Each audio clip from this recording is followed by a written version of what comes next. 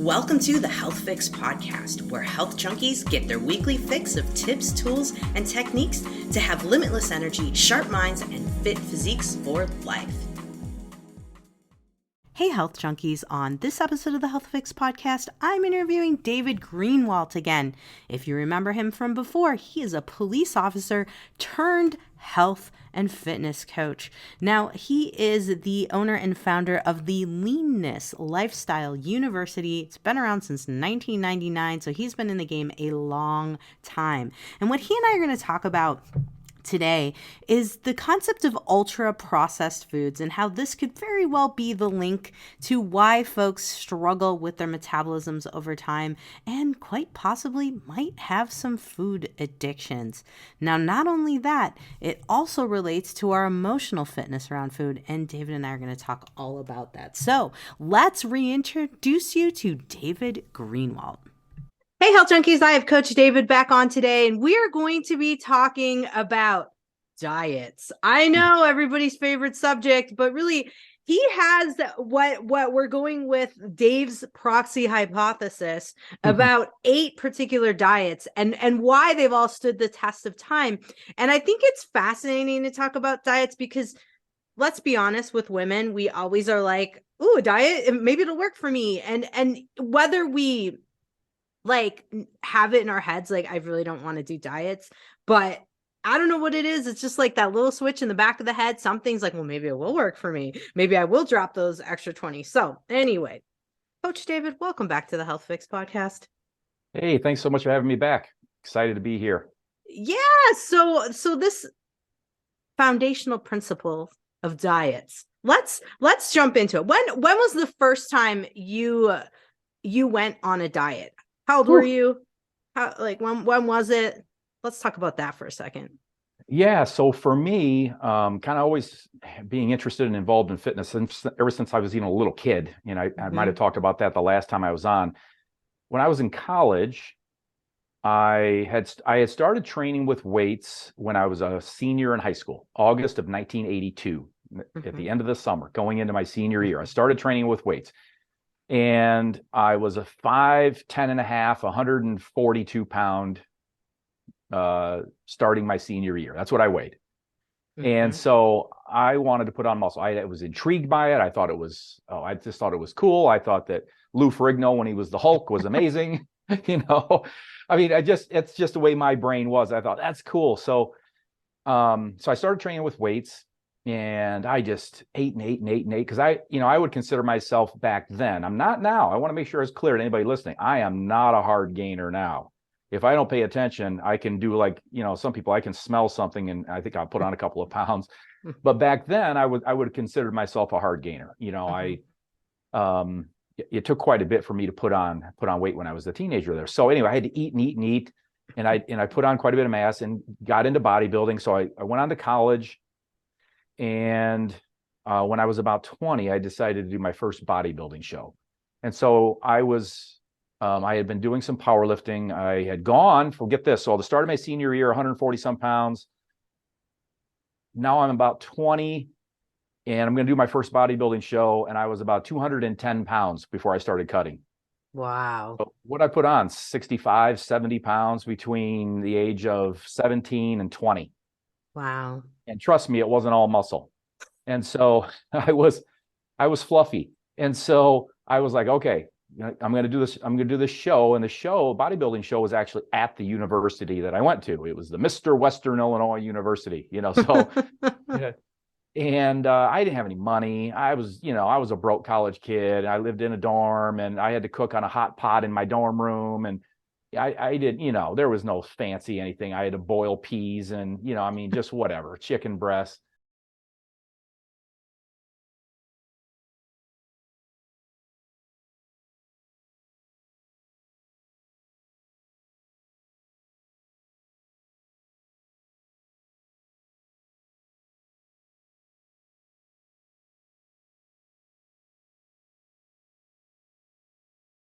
I listened to what other people did. We didn't have the internet then. It wasn't as easy to research things.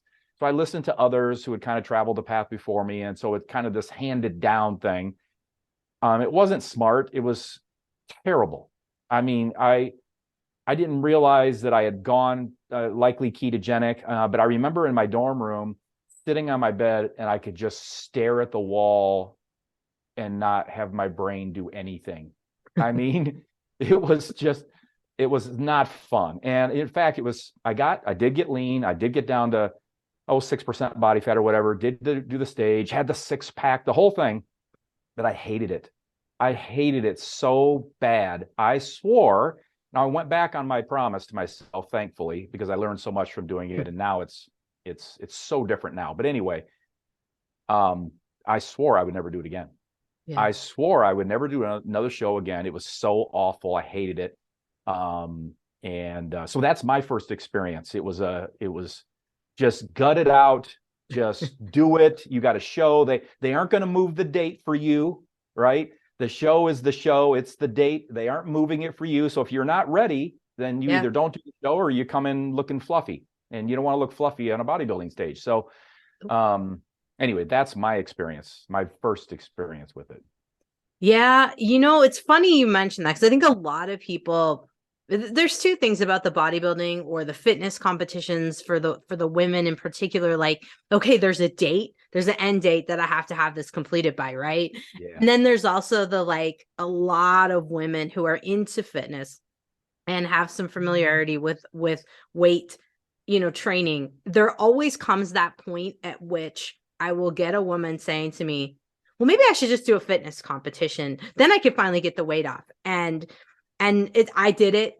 Many other people did. I actually didn't compete, even get to that point, because I crashed my adrenals, my thyroid, and didn't have a period. I mean, it was crazy what happened to me before I even got there. I was even sick of the baked chicken and, or boiled chicken and the peas and stuff. So anyway, I think a lot of women, that are listening right now maybe can resonate if they've been in the circles of that whole side of things. So yeah. What is it about these diets that I want you to kind of start giving me the scoop on that, what you found between these 8 diets, and what are those? Let's go first. What are those, these 8 diets? I'm pretty sure it's not the cabbage soup or the hard boiled egg diet. No, it hit me a couple of years back, and I was like, if you read in the published research, you're going to see a lot on a number of these, but you're going to see it. I'm going to say, and especially a lot on, say, the Mediterranean. So I'm going to start with that one, the Mediterranean diet.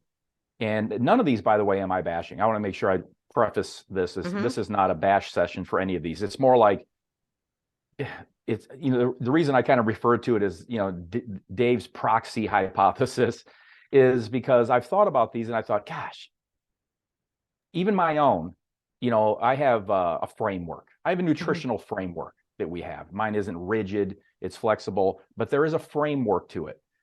And so before I kind of give the punchline away, let's just look at these. So let's start with the Mediterranean. So, and I'll just be super brief with all of these so that people's eyes don't just glaze over. So the Mediterranean diet is based on foods and dietary patterns of people that in countries that border the Mediterranean Sea. Greece, Italy, Spain, Morocco, those types of things. And so it's generally plant-based.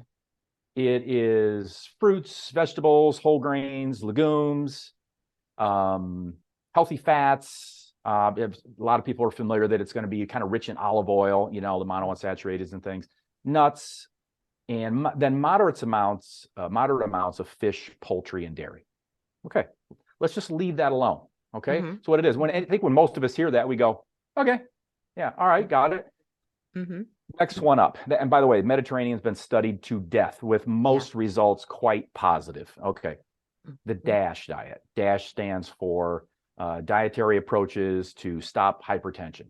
Okay, again, studied a lot, and it emphasizes fruits, vegetables, whole grains, lean proteins, low-fat dairy. That's mostly it. That's mostly DASH. And of course, sodium going to be within the range, definitely not high, because it's the foundation is to reduce or stop hypertension. So we want to keep sodium in check. We don't want it too low, but we definitely don't want it too high in the DASH diet. its approach is really with those foods actually putting an extra emphasis on sodium intake. Okay. Then the MIND diet, been around quite a bit, been studied. Some is kind of a combination of the Mediterranean and DASH. Leafy green vegetables, berries, whole grains, fish, healthy fats, good stuff that's good for the brain. And what they were specifically looking at is what foods can help with cognitive function, what foods can help reduce dementia later on, Alzheimer's, all of the degenerative mental diseases that occur. Okay, so that's the MIND, but it's a combination of Mediterranean DASH mostly. Let's go kind of newer. I mean, it's not new as far as human existence, but let's go a little bit newer. Carnivore diet. Now, someone's heard of that. That's pretty new compared to some of these others, and they go, well, wait a minute. Really restrictive in the sense that it's mostly, or I shouldn't say mostly, it's only animal, based. Meat, fish, eggs, dairy. Basically avoids all plant-based foods. Okay, let's leave it. But here are the words: meat, fish, eggs, dairy, and then avoids plant-based foods.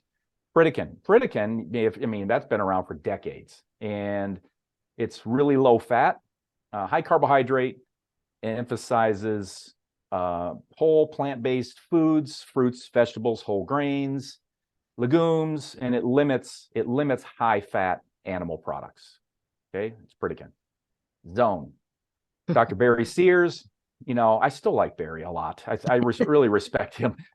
Not that, we got to go 40, 30, 30, 40 carb, 40% carb, 30% protein, 30% fat, but I'm also not saying we shouldn't. I generally like him, like it.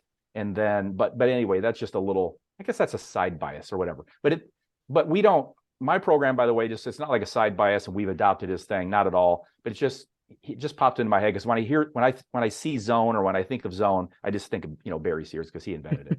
Anyway, balanced diet of what? Lean proteins, low glycemic carbs, healthy fats.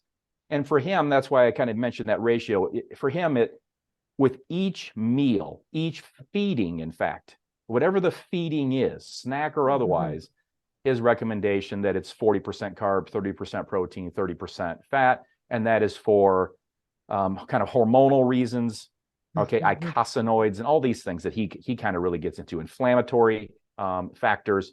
But bottom line is, listen to the foods, low glycemic carbs, healthy fats, lean protein. Let's go to Atkins. Atkins, right? From the 60s and 70s, Dr. Atkins. So super low carbohydrate, generally not more than about 30 grams of carbs a day, high protein, from a lot of animal flesh, very low carbohydrate. It encourages the consumption of animal-based proteins and fats.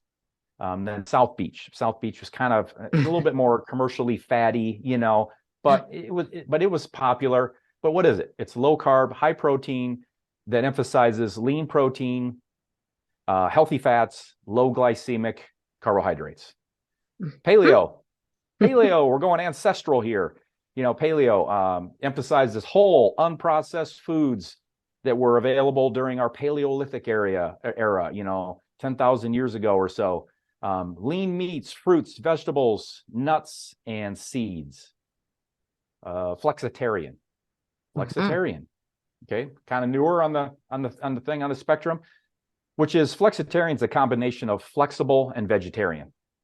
Okay, so flexible in the sense that it's primarily fruits, vegetables, whole grains, legumes, nuts, but also small amounts of animal-based proteins such as fish, chicken, eggs, and some dairy. Okay, and the last one that I'll mention is, I'll just say it's the pagan diet. Pagan diet came from Dr. Mark Hyman. He named it, it wasn't invented, but it's a name that he coined. And it's a combination of paleo and vegan. Okay. Emphasizes, again, whole unprocessed foods, fruits, vegetables, nuts, seeds, healthy fats, restricts dairy, gluten, and processed foods. Okay. The pagan diet. And this isn't going to be a surprise probably by now, to anyone listening, but ultimately, and I'm not saying that it's anything goes. I'm not saying that across the board for everyone's body and everyone's metabolism and everyone's biology and everyone's physiology that it's anything goes. But by and large, anything that has withstood some rigor in the scientific community, anything that has withstood more so the health and fitness test of time, obviously, like you were mentioning, cabbage soup, no, it's not going to stand the test of time. It's a peanut butter diet or whatever, something that's so limiting, it's those aren't going to do it. But like the ones I mentioned have been around, some a long time. But ultimately in the end, and again, not within anything goes thing, but what do all these things have in common?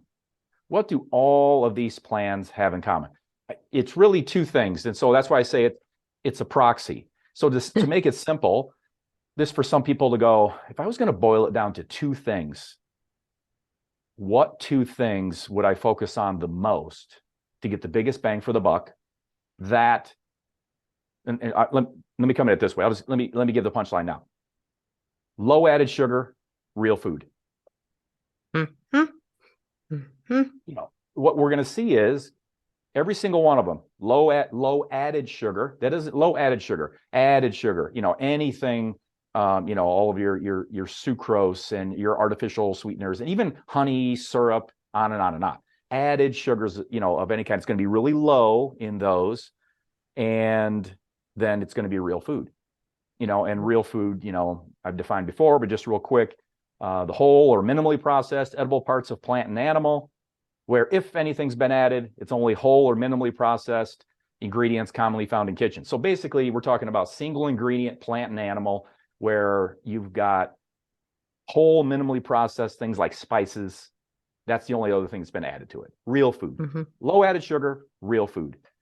So if people espouse, and again, this is not just a whole total blanket where this just universally answers everything. But if someone says, for example, I'm doing the carnivore diet, meat only, and you aren't going to believe the benefits I'm getting. You aren't going to believe what's happening to my this and that. You aren't going to believe what's happening to my energy and my mental focus and my skin, or whatever the claim is. Just for the sake of argument, let's say that they are getting some or all of those benefits. Let's say they're real. Low added sugar, real food. Now, that doesn't mean that it is for sure going to be real food, but the diet, the way it's promoted, it is going to be very high in real food, even though it's all animal flesh food, right? It's not going to be hot dogs, and it's not a full sandwich at McDonald's. It's not, it's going to be the ideally whole, minimally processed edible parts of animal. That's what people are going to eat on carnivore, right? So it's going to be real food, animal, low added sugar. Just take your pick. Any of them, low added sugar, real food. If you start there, it's going to be really wide, perhaps when we look at a population as to which type is going to work best for an individual, But if it's going to stand the test of time, and I think if you want it to be something that you're going to be able to take for decades to come, then those are the two things I think that we're going to start with. And those are the two things that I find pretty universally true among any of them that, quote, work. And that's why I say every diet, what happened was I was doing more research and I was reading again for the 1,000th time about the Mediterranean diet. I was like, oh yeah, another study on the Mediterranean. I was like, so much positive research on the Mediterranean diet. What are they doing? And then looked at these others. What are they doing? And it's low added sugar, real food. Now, is there something magical specifically to the Mediterranean diet? That's why I say it's my hypothesis. My hypothesis is no. My hypothesis is they've almost removed all ultra processed food from it if someone's following it strictly. It's got a wide variety of foods that can be eaten on the Mediterranean diet. It has a wide variety, but they've mostly or all eliminated or close to eliminated ultra processed food. And again, that's all of them. Yeah. You get rid of the ultra processed food, make it a real low added sugar. and you're going to be a real solid leg up on whatever you're doing and whatever your goal is. So that's the day's proxy. So all of these are a proxy. They act as a proxy for low added sugar, real food. Well, I mean, I think a lot of people are starting to realize that you're right. The closer we eat to nature, the better things are going to be, and that there's something to the processed food and sugars, which leads me into our next conversation that I wanted to have was about food addiction and how the processed food industry really does kind of trigger us to eat. And then we also have that thing you refer to as triggered eating and how that works. So I'd love to hear your take on food addiction and triggered eating. Yeah. Okay. I do love this topic because it's so powerful. I really do. It's like, it's so near and dear to me. And I work with our clients literally every day in the trenches daily with this. And I don't mean every client has to deal with this. That's not what I mean.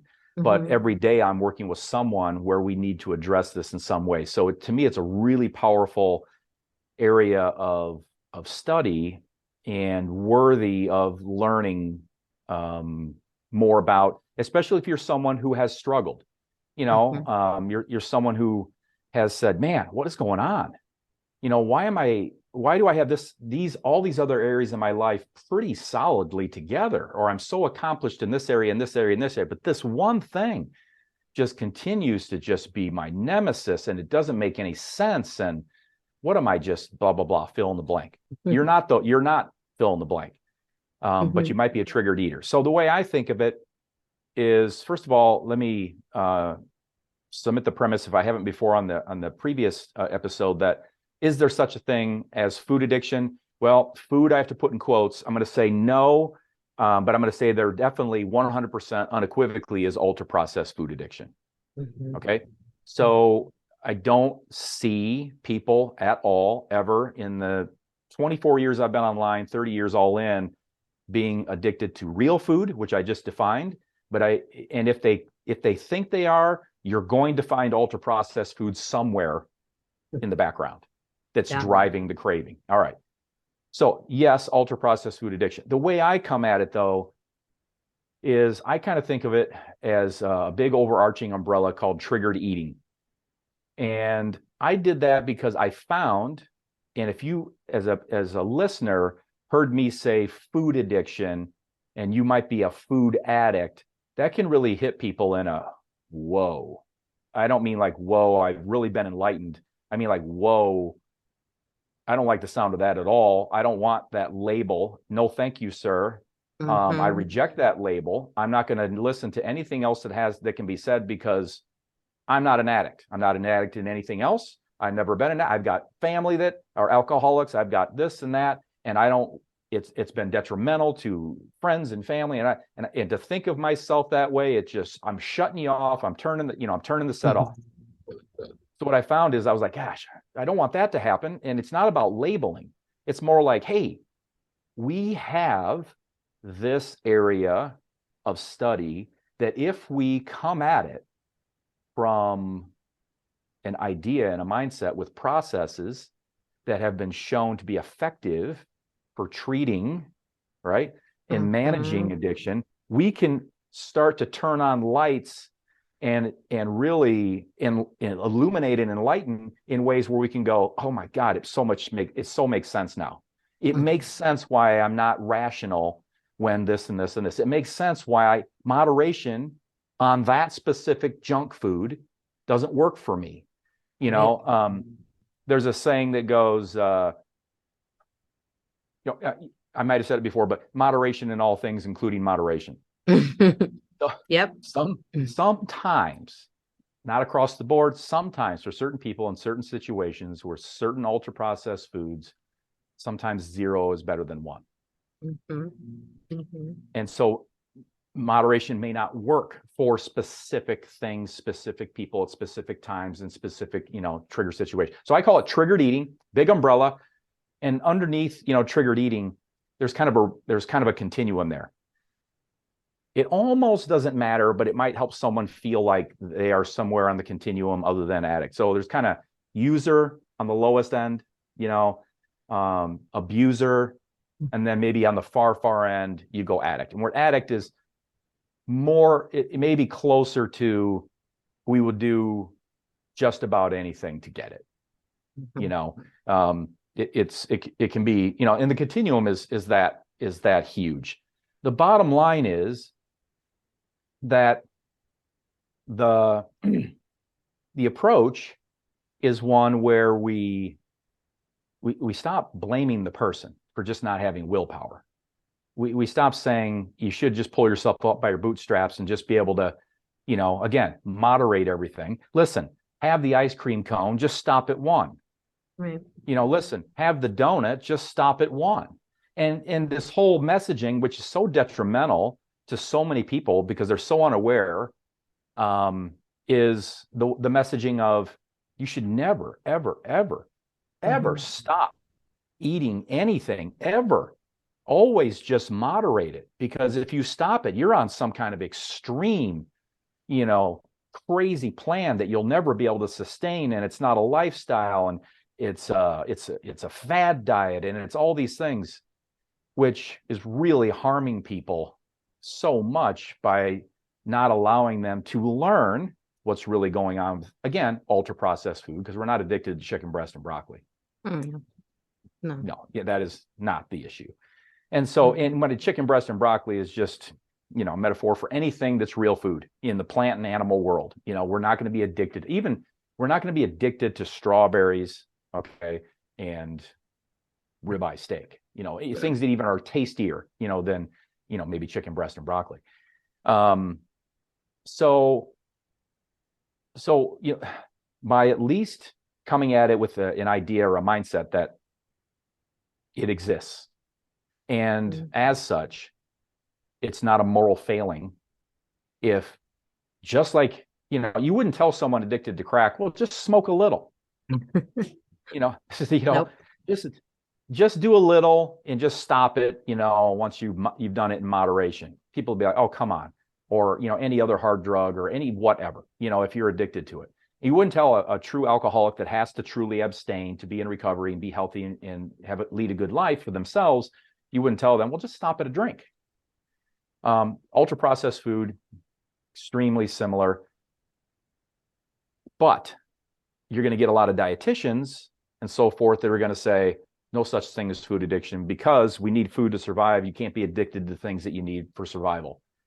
My pushback against that, again, the distinction is they define anything as food. Yeah. It's all food to them.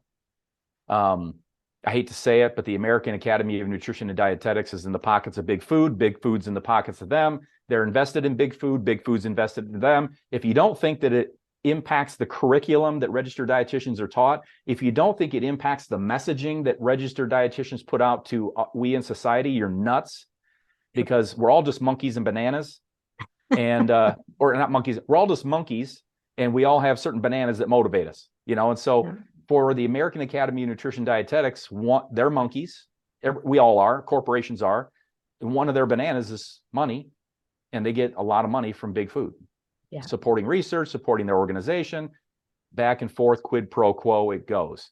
So with that being said, the messaging is always food is food. You can't be addicted to food. Well, what I say is stop calling everything food. Stop it. Ultra-processed food is not food. It's a Frankenstein's monster concocted in some laboratory, and like Frankenstein, it didn't go so well. I mean, my prime example, when my cousins last week were eating blue Takis, those corn chip things. I held one up and I was like, does this look like food? Yeah, they're chips. Are chips food? And then we had a great conversation about it. And after that, my cousin's like, I don't think I want any more. Yeah, you ruined it, Jannine. You ruined it.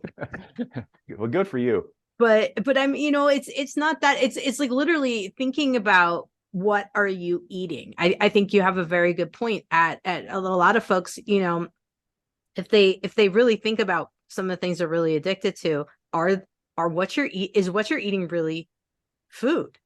Right. What is it? Right. And what machine made it, and how did that come together, and how much sugar is in it? Because my theory on food addiction is really that it's the sugar that's in the processed foods and the Franken foods that's driving us to want more and more and more and more and more. What I would say is that I would just say I agree that it's that and. Yeah. Because the and is these food chemists in big food are really smart at creating the bliss point. Mm-hmm. Right. And the bliss point isn't just sugar. It's not just salt. It's not just fat. It's not even just sugar, salt, fat combo. It's the industrial additives and all the various concoctions that aren't even sugar, salt, or fat, but that can also impact mouthfeel, texture, taste, all that stuff. So what I say is, if we go, and that's the other thing too, is if we think ultra processed food rather than a particular compound, I see what the issue is. It's a caramel color. Bear with me. It's caramel color. That's the thing. It's in ultra processed food. If it's ultra processed food, we're not going to get to zero. Okay. Right. So I want to make sure everybody knows that I'm not saying, well, you've got to go to zero. He's nuts. No one can live that way. You can't live any way that he's talking about. Yes, you can, because I'm not talking about 100%. I'm talking about striving to get the majority of what you're eating is real food. We've gone the other way. 60 to 90% of what we're consuming is ultra processed food as adults in the United States. 60 to 90%. What I'm saying is that, and we can do this, I'm not alone. I'm at 90% plus. I'm not alone. And I used to be one, trust me, I was a meat and potatoes guy. I was just no vegetables. I was just whatever, especially in my powerlifting days when I was extra, extra fluffy, getting up to 235 pounds. So I'm not someone who was naturally, even though I was fitness at a very young age, I wasn't nutritionally fit at a very young age. I was like, whatever, And so it can be done. And it's about flipping. It's about eating more real food so you crowd out. We want to crowd out, right, the ultra processed food. What's happened is we've done the flip. We're eating so much ultra processed food, we've crowded out real food. So I've got I didn't invent this, but just for your listeners, they might find it interesting to kind of see, like, are you a triggered eater? I've got 7 questions if they would want to answer them for themselves. Yeah. Right, cool. Yeah. Okay. Let's do it. Let's do it. So question 1, have there been frequent sustained periods when your intake of food was for the purposes other than fuel for your body? Okay. All right. Frequent sustained periods when your intake of food or drink was for purposes other than fuel for your body. When you stopped eating or drinking certain things, have you experienced physical or emotional withdrawal? Symptoms such as irritability, anxiety, shakes, sweats, nausea, or vomiting. Okay. So basically, number 2, withdrawal. 3, have you sometimes eaten or drank more for a longer period of time than you wanted to, or for the purpose of escape? Number 4, have you excessively eaten or drank even though there have been negative consequences to your mood, weight, self-esteem, health, job, or family? So this number 4 is about, did you do it even though there were consequences that were substantial? Okay. Number 5, have you put off or reduced social, recreational, work, or household activities because of your eating, drinking habits? Have you put off? Did you avoid those things because of your eating, drinking habits? And it's not uncommon. Number 6, have you spent a significant amount of time obtaining, using, concealing, planning, or recovering from your eating or drinking? Have you spent a lot of time thinking about eating or drinking? Have you concealed or minimized your eating, drinking? Have you thought of schemes to avoid getting caught? I'll talk about that one in a minute if you remind me, because I can't tell you, how many clients that, I get to know my clients really well, because we can get really personal when they want to share and what happens there. So number 7, have you thought about cutting down or controlling your eating, drinking, but been unsuccessful to do so? So those are the 7. People can they can scrub back when this is their play, and they can, and hit them again. So first of all, I want to say that how many of these have to be true? before you, maybe a triggered eater. If you answered 3 or more out of the 7, Wow. you are very, very likely a triggered eater. Okay. Okay. Yeah. Well, I mean, some of the things I've done in the past, let's put it this way, I'll kind of call myself out. When I was younger, I actually would hide my addiction to goldfish crackers. Yeah. I discovered you could get the big bin of them for, I don't know how much it costs now, but back in the day it was like $4.99 on sale. And that was what I ate, those and Twizzlers in college. And Right. then my college roommate, bless her heart, she was a sweet gal, was like, did you just eat the whole container in like a week? And I'm like, no, Yeah. never. So then Right. I started hiding. I'd be out on walks eating Yeah. my things because I was like, I don't want her to say anything ever again.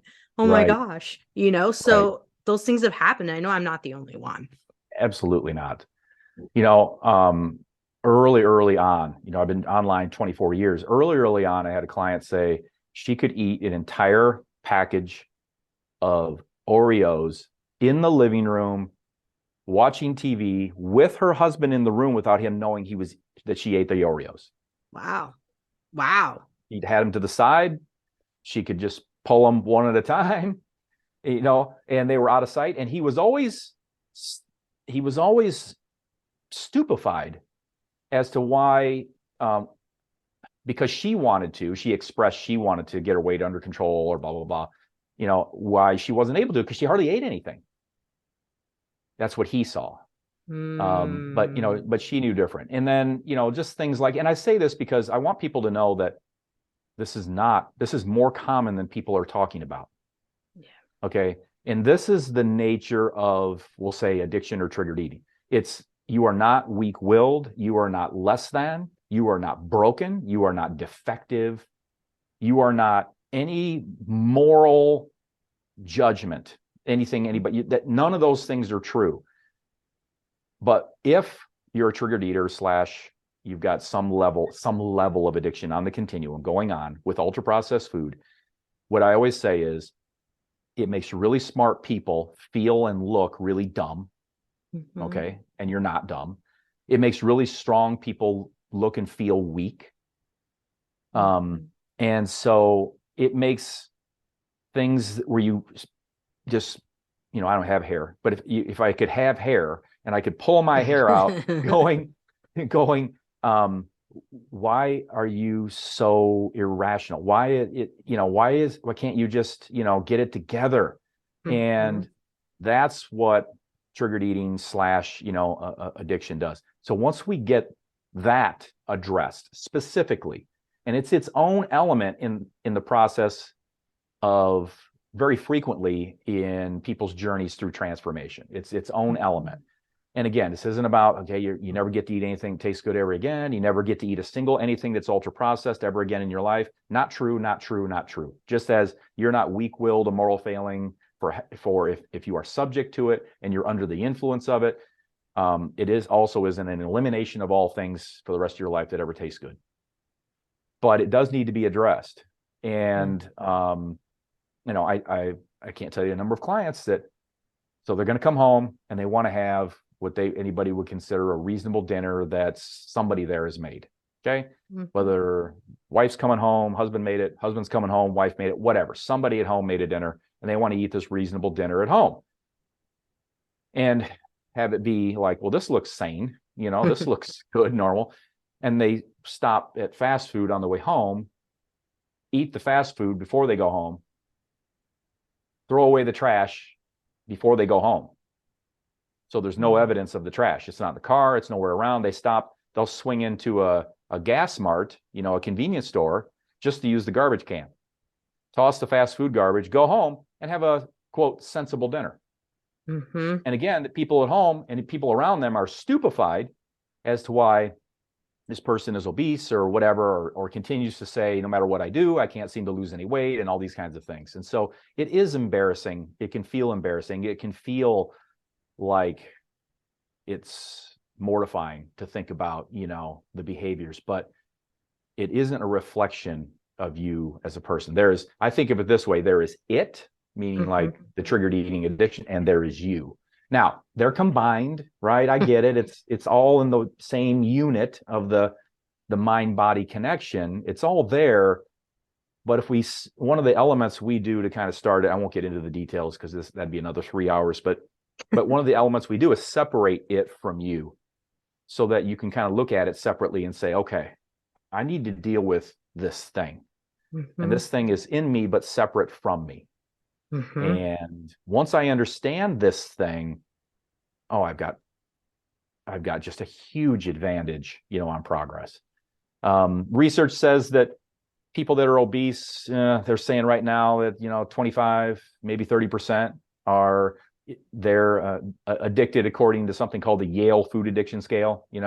People in my world, in your world, Doc, or at least have heard of the Yale food addiction scale. But for the layperson out there, it's, obviously a scientific measure that puts people on, are you more likely to be a food addict? And again, they're saying food. I'm not saying food. I'm going to say ultra processed foods. That's always, please, as a listener, make it as clear as you can that anytime I say it, even if I accidentally say food addict, I'm saying ultra processed food addict.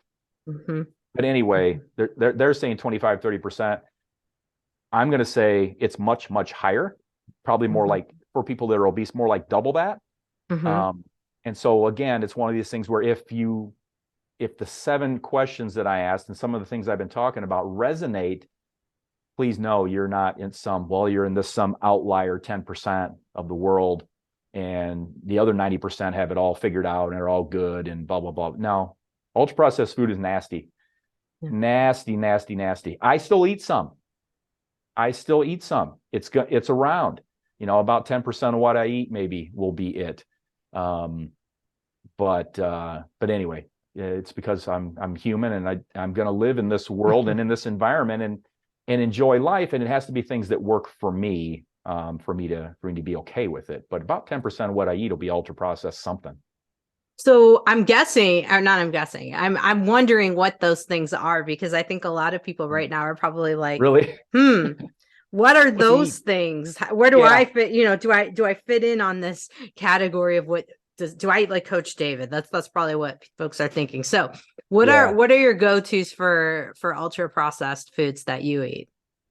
So, it's okay. So one thing that would be ultra processed for me that I might have 2-3 times a month, once a week, 2-3 times a month, is going to be some kind of pizza. That I used to say 7 days without pizza makes 1 week. Okay. So pizza was my thing. And so I can still have it, and I will still have it. The only reason I say it's not every week is I will sometimes make my own. And if I make my own, I can make it real food. I can make it from a cauliflower, based crust.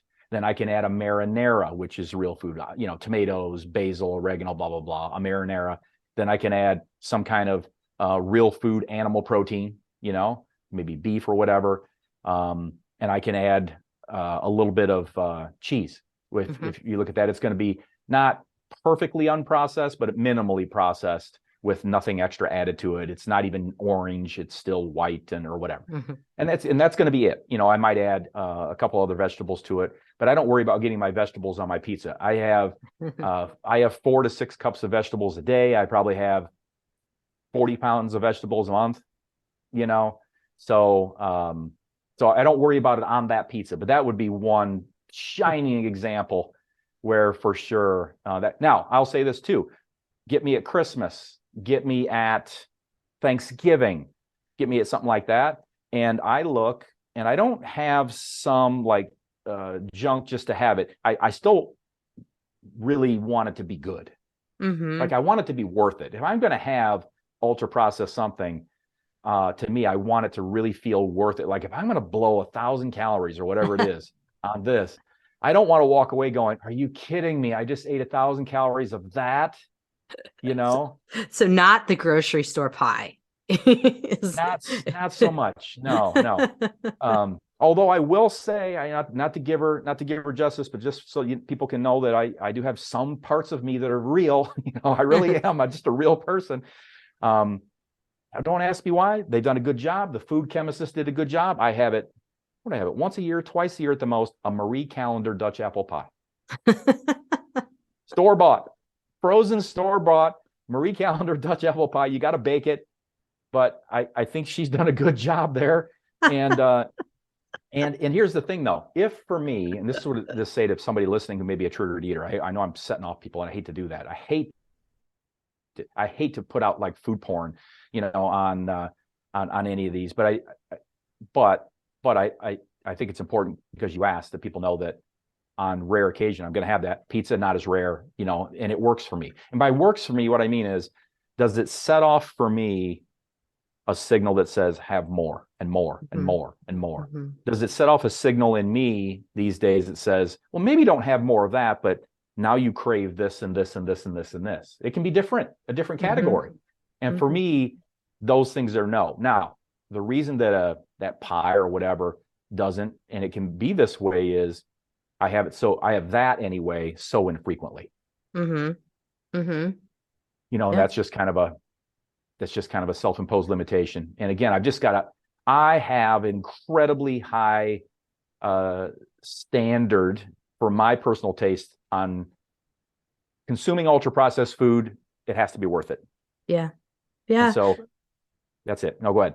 No, it makes sense. It makes sense. I think once you've been doing this long enough, you start to realize that some processed foods taste more chemical than whole foods. And you'll really start to realize that I don't like how that actually tastes. I'd rather have something that's homemade. So, it makes sense. And I've found that a lot of my patients will say that over time. I myself, I'm like that.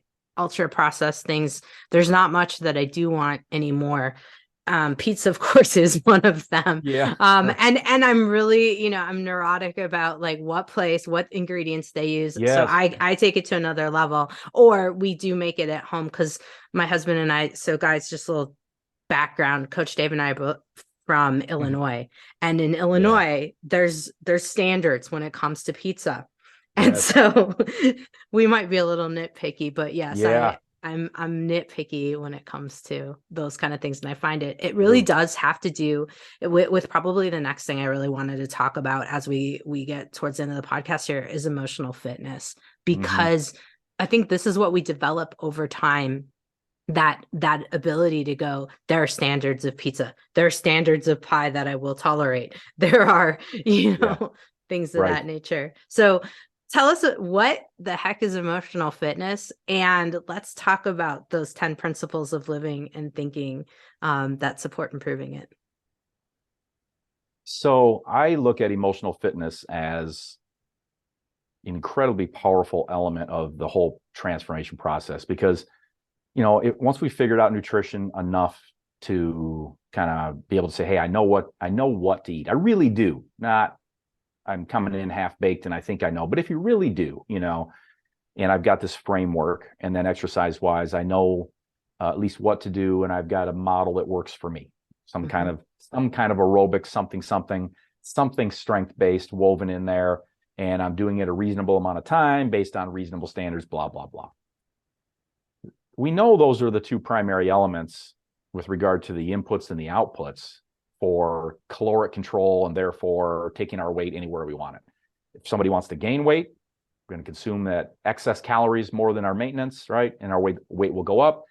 But that's not what 95%, 99% of the people probably listening to this podcast are more interested in. They're either interested in maintaining, which is obviously taking in the same amount of calories as we need overall compared to what we burn, but probably, some percent want to lose some excess, and that is taking in less calories than we. So the nutrition and exercise, or I should say daily activity, not just even, straight up exercise, just moving, all of that input and output dictate where our weight's going to go up, stay the same, go down. To keep the nutrition and exercise bus on the road and not have it going in the ditch, a primary element is something that we just talked about, which is triggered eating. We've got to address that because it'll go in the ditch quick if we're just like, moderation in all things. Everybody tells me, my dietitian tells me that I should be able to just eat a donut and stop. I never can, but I should be able to. So must be something wrong with me. It's my moral failing. I just need to buck up more. I need to somehow pull myself up by my bootstraps more and all this kind of garbage. And it is garbage because that isn't going to work if your thing is that. All right. So we talked about that. Come over to emotional fitness. What emotional fitness does is helps us to feel authentically good more often. Okay. So, as a part of that, as a part of emotional fitness, we have more self-awareness. Like we're more self-aware of what are we really doing? Can we square up with the mirror? Mm-hmm. and have the reflection reflect back to us without imperfections being catastrophic. Because that oftentimes is interpreted in a way that feels just so catastrophically demoralizing to not be perfect, and no one is.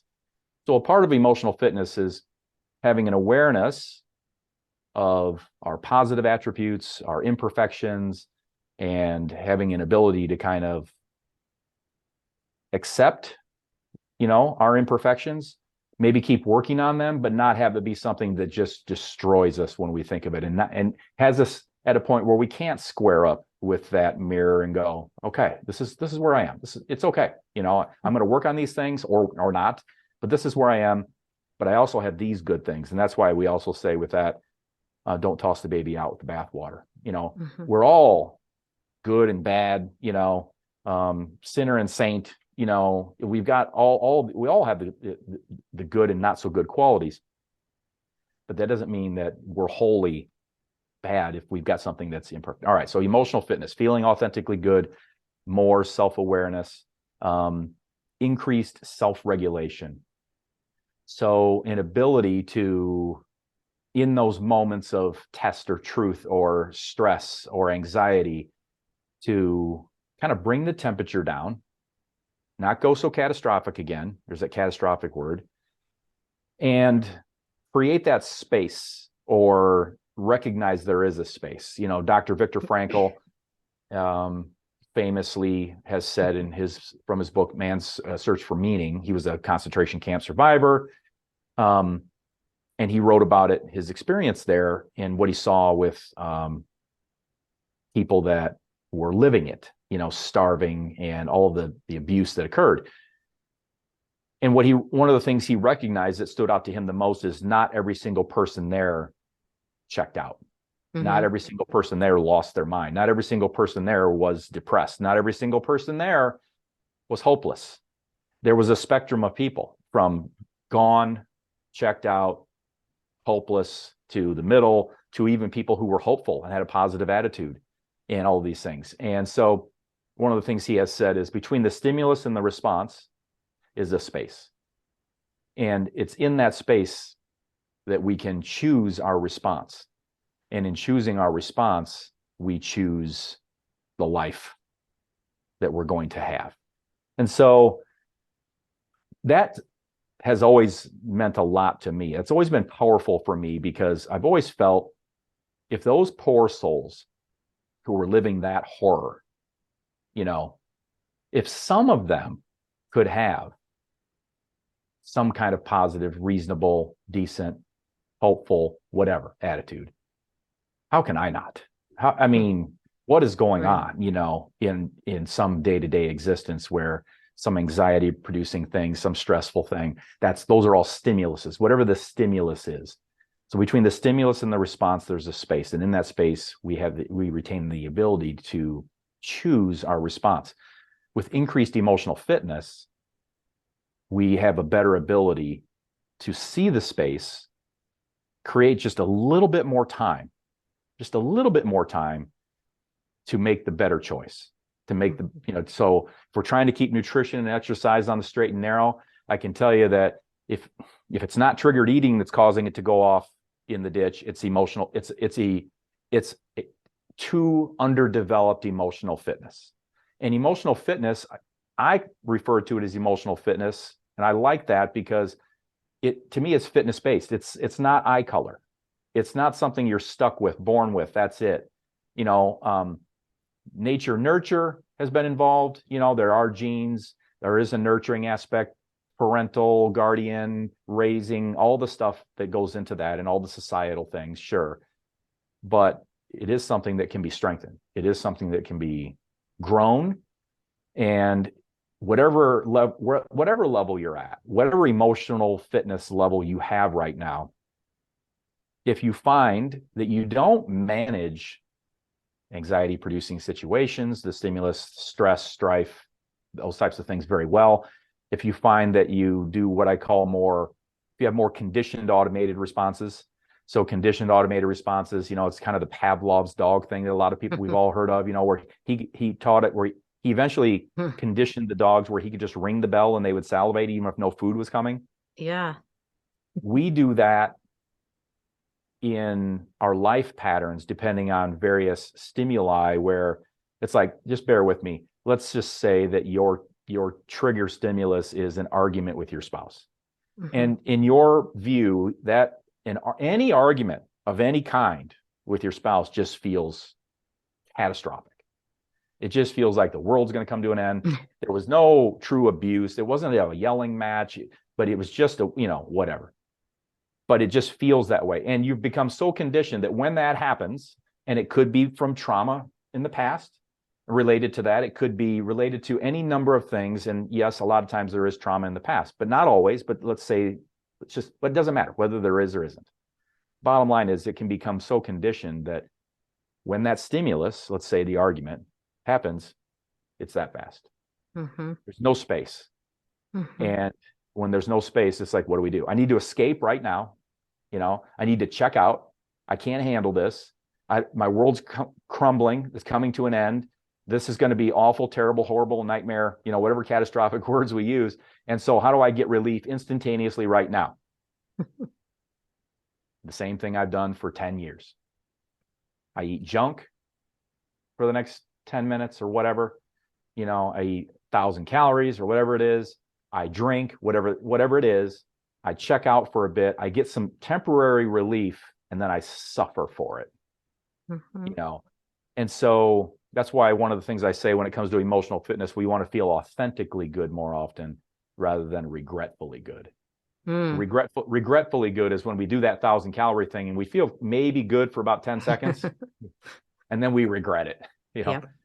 Or we can do retail therapy where you're like, all right, screw it. I'm going out. I'm going shopping. You spend $500 that you don't have. And then you get the credit card bill later and you're like, oh, that's bad. It's like, this is going to stink to pay for. Yep. That's the premise. Gotcha.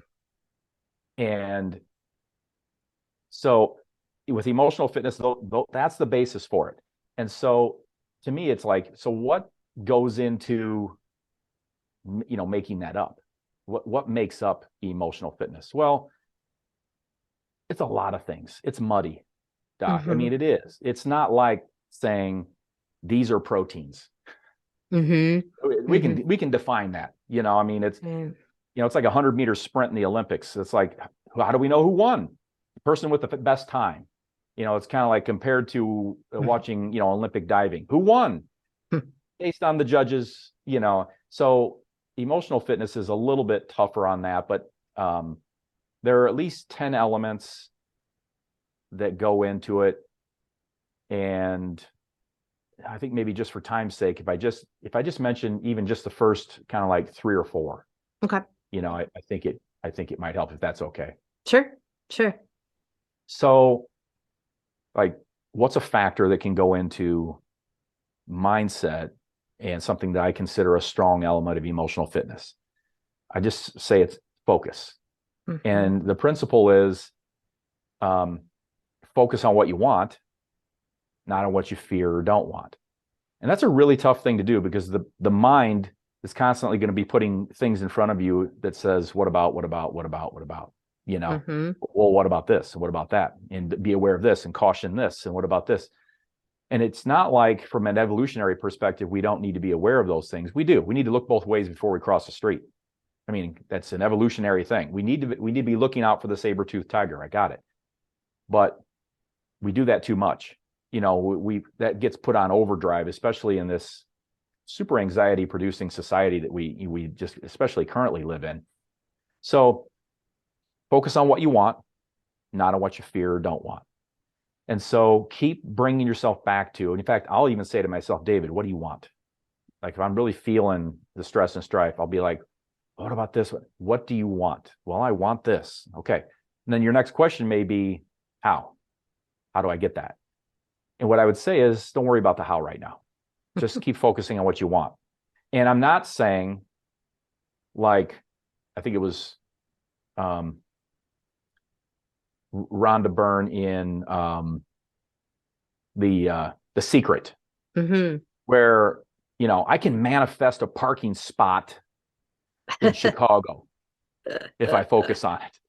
I'm just going to laugh at that. No, I'm not. We're not going to manifest a parking spot in Chicago. That's not what I'm saying. So it's not about just, but I am going to say that generally speaking, if you focus on what you want rather than what you fear or don't want, you're much more likely to get it. It's generally going to be more positively focused. That positive focus is going to key you in to be on the lookout for those things that you want. It increases attention for those things. And it kind of follows what I consider a universal law, which is whatever we focus on grows. And then we become what we focus on the most. So that's a super, just a super kind of a quick summary of an emotional fitness element, focus. But we can learn. It's something that can be learned. Focusing on what you want, not on what you fear or don't want, is something that, that can be learned. And I'm guessing you go through that in your programs too with folks, because guys, he has an 18-week program, and that's a decent amount of time to learn how to build your emotional fitness and how to train it. Because ultimately, like, I'm gathering what you're saying, and I've learned over time too, that it's something that you have to train yourself to really understand and be able to work through. You do. And it isn't something, I was asked, by someone not that long ago. They were like, so, okay, Dave, so that's great on emotional fitness. So what do you do? Just, tell someone not to feel a certain way and not to just, no, that's not how it works at all. But what happens is, as I remember me being aghast 25 years ago when I was at a seminar and someone said that I could control my response to a situation. I was like, my thinking back then was, what? I was like, no, a situation occurs and that therefore creates a response. It creates a response. And it took me a bit to go, no, because not everybody responds the same as you. Yeah. Not everybody responds necessarily whatever it may be. And it took me a bit. So what I'm saying is that as you learn these things and you start to really kind of go, oh, okay, so you're saying I can choose. It's not a foregone conclusion that I have to do the thing when the stimulus occurs. You don't have to. You don't. Other people that are no more talented than you, no more gifted than you, are able to make that different choice in those situations. And you can grow that emotional fitness muscle so that you can too. So the second thing of, let's say, my top 10, the second thing I would say is gratitude. And so there isn't a book on personal growth that doesn't talk about gratitude. And that's with, that's with great reason. It is the, probably, the number one virtue and the, kind of the primary or master of all others. So it's like, if you're not grateful consistently, proactively grateful for what you already have, it's going to be a rough life, no matter what it is. There are people that have so much less than me and anybody listening to this, and they are so grateful. So it isn't about, I just need more. If I just had more, I'd be grateful. If people would just behave, I would be grateful. If this and that, you can be grateful regardless. And it's, again, it's a muscle that can be strengthened.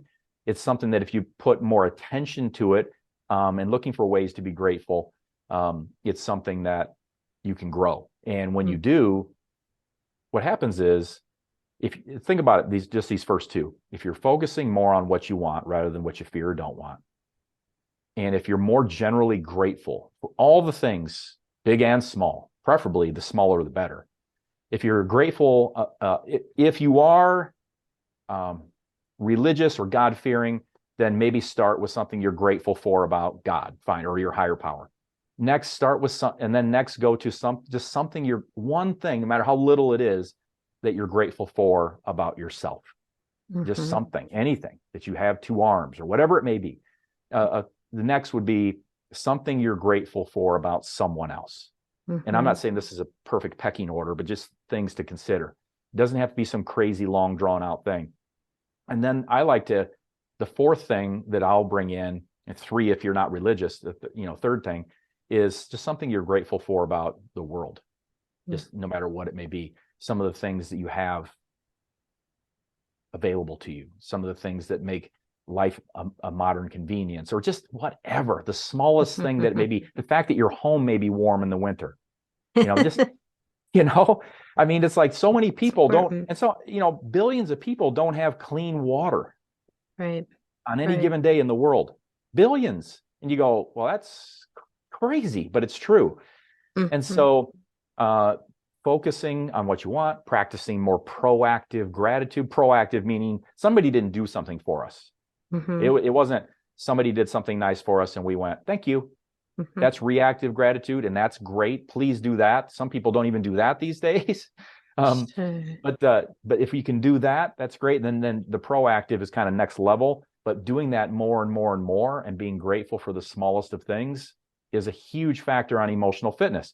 The more we do that, the more we're able to be more measured in that response. And we start to create a little bit more space in there. A third thing would be something I refer to as either control or serenity. So I say serenity because, again, I'm not religious. I'm a humble agnostic. So when I say this, people are like, okay, he's talking about this stuff from a bit of a religious perspective. So he must be, I don't have anything against anybody who is. Like I say, I'm a humble agnostic.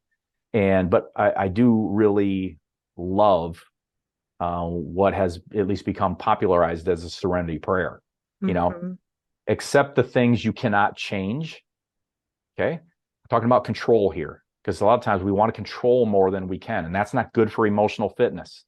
So accept the things you cannot change, have the courage to change the things you can. So that's about doing something. That's about being your best personal advocate for yourself, doing something, and then seeking the wisdom to know the difference. So that's a real kind of a simple abbreviated factor, but it's also it's one of the primary things that I find in working with students that they struggle with the most, because they want to control more than they can. Yes.